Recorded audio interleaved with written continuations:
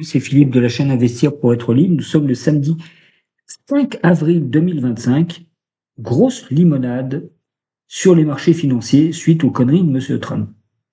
Alors, nous voyons qu'en fait, les marchés européens sont en forte baisse. Hier, à la clôture, le DAX a fait moins 95%. Donc, c'est surtout suite aux annonces de Monsieur Trump. Le FTSE a fait moins 4,95%, pareil. Le DAX, le CAC 40, lui, il a fait moins 4,24%. Et on voit que sur la fin, pour l'ensemble des bourses européennes, ça a baissé. Et l'Eurostock 50, pareil, il a baissé. Aux États-Unis, donc ce qu'il est important de voir dès le départ, c'est le VIX. Alors le VIX, au départ, en début de semaine, donc en début de semaine, il était autour des 24 points. Et tu vois qu'il est passé, c'est l'indice de la peur, il est à 45 points. Il a augmenté en 5 jours de 88,34%. Il pourrait aller vers les 60 ou 70. C'est-à-dire que plus il y a de volatilité, plus les titres montent. Ainsi, nous pouvons voir qu'hier, le Dow Jones, il a clôturé à moins de 5,50%. Pareil pour le S&P 500, donc moins 5,97%, et le Nasdaq Composite à moins de 5,82%. Quelles sont les solutions à court terme pour résister à ça? Donc, acheter plutôt des trackers inversés. Alors, on va prendre celui-là, c'est celui des États-Unis, comme tu peux le voir ici. Alors, c'est le Amundi MSCI USA Daily -1X inverse UTC ETF accumulant. Bon, là, il est en progression. Hier, il a fait plus 5,47%. C'est-à-dire que dès que la bourse américaine descend, lui, il monte. Vu moins 5,47, il suit le truc. Par contre, ça marche quand c'est une grosse volatilité sur les marchés comme on a en ce moment. Pareil en Europe, tu as la Mundi Daily -2X inverse pour le CAC 40.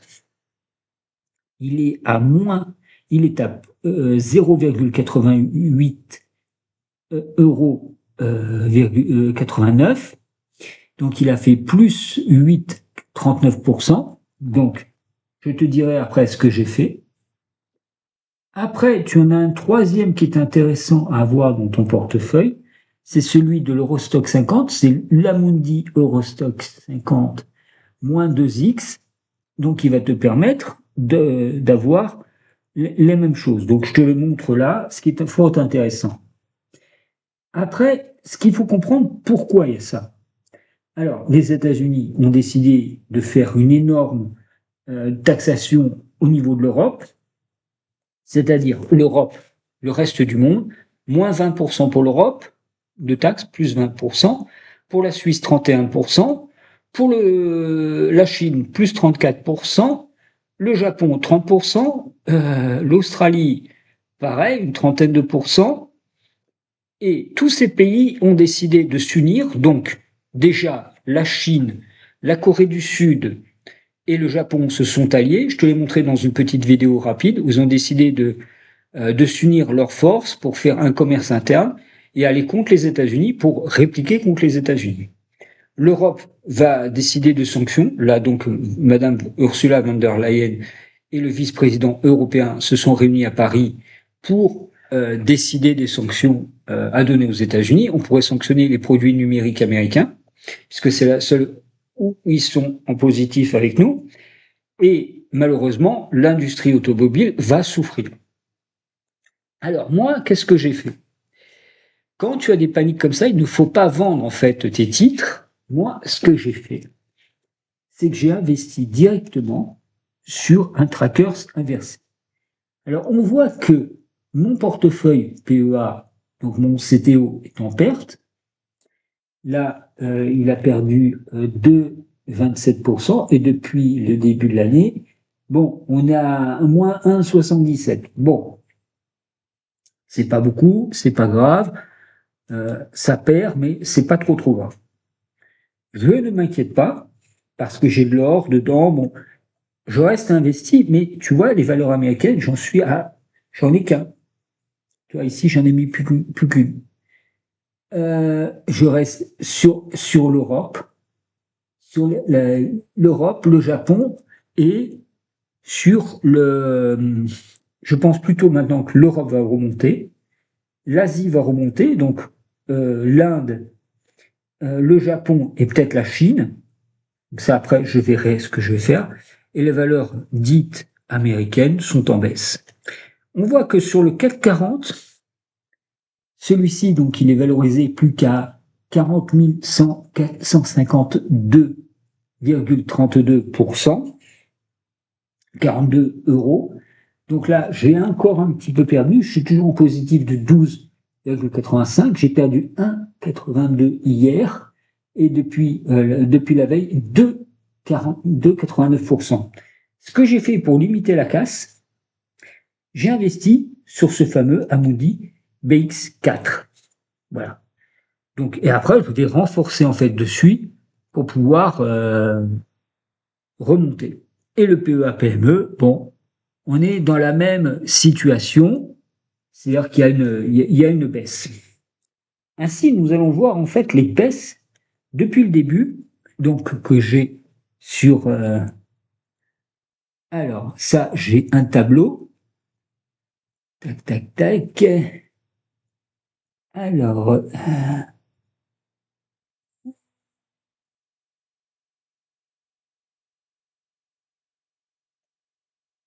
voilà. Donc, on va l'agrandir pour que tu puisses mieux voir. Et on voit que sur mon tableau, alors, j'étais au plus haut à 49 269,89. Et depuis qu'il y a eu cette annonce, donc à partir du 4, je suis descendu à 47 777,19. Donc j'ai perdu un peu plus de 1492,79. Hier, j'ai perdu dans la seule journée d'hier 3424,32,35, excuse-moi, et ça va continuer à baisser. Mais je vais limiter à la baisse en rachetant du BX4. Voilà, donc c'est une manière de pouvoir limiter la casse, et après quand ce sera très bas, autour des 50-60%, et tant qu'il y a de la volatilité, je vais continuer à investir là-dessus. Ainsi, donc, on va essayer de voir un petit peu ce que font les valeurs américaines. C'est important de voir ce que font les valeurs américaines, et je dirais de penser à t'abonner à cette chaîne et liker la vidéo, et on va voir que les valeurs américaines, elles ont souffert. Donc, on va voir que les valeurs comme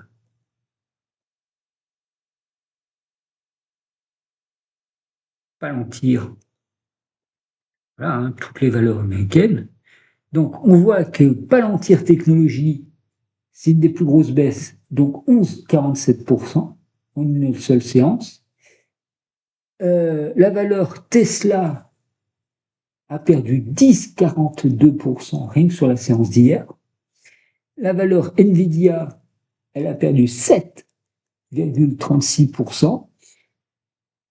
Ensuite, Apple a perdu 7,29%. Il a perdu 500 milliards de capitalisation. En une journée, il a perdu 500 milliards de capitalisation. Ensuite, une autre valeur, Microsoft, a perdu quand même 3,56%. Et bien sûr, Alphabet, Google, donc, a perdu, comme tu peux le voir, un peu plus de 3,20%. Moralité de tout ça, les GAFAM, les Magnifiques Seven, pensent que demain, le monde a changé et que les conneries de Trump ont fait que ça fait baisser, il n'y aura plus de ventes faites aux États-Unis. Donc comme il impose leurs droits de douane aux États-Unis pour tous les produits, même américains, fabriqués à l'étranger, donc comme tout est fabriqué en Chine, en Corée, voire au Vietnam, comme il impose des droits de douane entre 30 et 50%, malheureusement, ben, les produits Apple vont coûter beaucoup plus cher, les services Google vont coûter plus cher, et malheureusement, ben, ils vont perdre beaucoup d'argent. Alors, deux conséquences pour les États-Unis. La première, dans l'automobile, ça va faire monter le prix des voitures. On est autour de 15.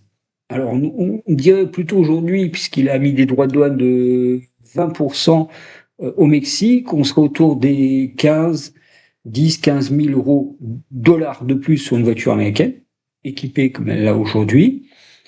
Sur les iPhones qui sont fabriqués en Chine, ils pourraient valoir entre 30 à 40% plus cher aux États-Unis. Donc, si on est autour des 650 dollars, on pourrait passer largement la barre des 800 ou 900 dollars. Et le consommateur américain serait fortement lésé. Au bout, qu'est-ce qui risque de se passer? Récession économique. Donc, les gens ne consommeraient plus. Et on sait que la croissance des États-Unis est liée justement à la consommation. Donc, il est en train de jouer au casino. On sait qu'il a possédé des casinos à Las Vegas. Il pense que c'est la meilleure solution. Mais je pense qu'à un moment, il y a quelqu'un qui va lui dire, bon, arrête tes conneries. Et puis, reviens à la raison. D'ailleurs, hier, je suivais une émission et il disait de baisser les taux d'intérêt. Il ordonnait, il menaçait de virer Jérôme Powell, hein, le président de la Fed, s'il ne baissait pas les taux d'intérêt, ce qu'il a fait, mais malheureusement, comme il y a l'inflation qui va repartir à la hausse, ça va pas aider l'économie américaine. Alors, son objectif à lui, c'est de faire baisser sa devise. D'ailleurs, on le voit tout à l'heure sur les devises, et c'est important de le voir. Donc, l'euro USD, donc l'euro dollar, l'euro qui est remonté par rapport au dollar, d'accord. L'euro GB, bon, ça a l'air de se tenir. Et l'euro Japan, donc la valeur japonaise, continue à baisser vis-à-vis de l'euro. Et maintenant, ce qui est important de voir, c'est l'Asie, ce qui s'est passé en Asie. Alors pareil en Asie, grosse chute, mais elle est moins importante, mais à savoir ce qui va se passer dans la nuit de samedi à dimanche. Tu vois, des petites baisses, mais ça pourrait fortement chuter. Parce que des millions d'emplois dans le monde pourraient malheureusement disparaître à cause des conneries de M. Trump. Bon, il n'a pas compris que tout était mondialisé, hein, je pense. Il a du mal, bon, tant pis pour lui, un de ces quatre, bon, j'espère qu'il aura un impeachment, hein, qu'on va le virer et il va revenir à la raison, qu'il y ait quelqu'un qui lui dise, bon, maintenant, arrête tes conneries, hein. Voilà. Ainsi, ben, continue à surveiller ton portefeuille, ne vends pas te laisse pas avoir sur le marché, ne vends pas tes titres. Moi, regarde, je le fais pas, je garde. Et puis, bah, dès que ça ira mieux, pour l'instant, j'investis, comme je te dis, là-dessus. Et bah, fais comme moi, tranquillement, investis sur les trackers sans verser. Les dividendes que tu reçois, ben, investis-les là-dessus pour limiter la casse. Et après, dès que tu as du cash, continue à remettre, voilà, sur ce genre de produits-là. Mais moi, je pense que on aurait pendant 2-3 mois une baisse des marchés financiers comme ça. Bon, là, on est pour l'instant à moins 14% depuis le début de l'année. Ça fait beaucoup, hein, quand même. Sur, voilà, on va voir les États-Unis depuis le début de l'année. Alors, le SP500, on va le voir depuis 6 mois, on est quand même à moins de 10%. Bon, sur 3 mois, voilà. Et même sur un mois, tu regardes, on est à moins 13 et quelques. Encore pire sur le Nasdaq Composite. Sur un mois, on est à moins 15%. Bon, c'est surtout les gros, ça. Et tu vois qu'à la fin, bam, ça continue. On pourra avoir du moins 15, moins 20. En fait, ce qu'ils ont fait l'an dernier, les moins 30%, les plus 30, ils sont en train de se perdre là d'un seul coup. Sauf que si tu prends un indice de 100, tu as pris 30, ça fait 130, là tu perds 15% là-dessus. Ben, 130, je vais te faire le calcul comme ça de tête, hein. Donc, si tu avais pris un indice de 100, ça faisait 130. Alors, 130, puisque ça fait 130, hein, on va dire un indice de 30, tu avais plus 30% sur le Nasdaq, moins, pour l'instant, on va dire moins 15%, hein, puisque c'est à peu près la valeur, 15,98%.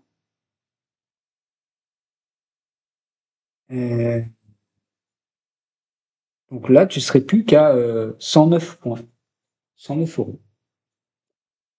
Donc, moi, ce que je peux te conseiller, et puis encore, si derrière ça redescend de 15%, là, c'est perdant. Tu serais plus qu'à 92,84%. Et pour récupérer ça, donc ce que tu avais les 130, il faudrait que tu fasses plus 45%. Et voilà, pour retrouver ce que tu avais, il faudrait que tu fasses plus 45.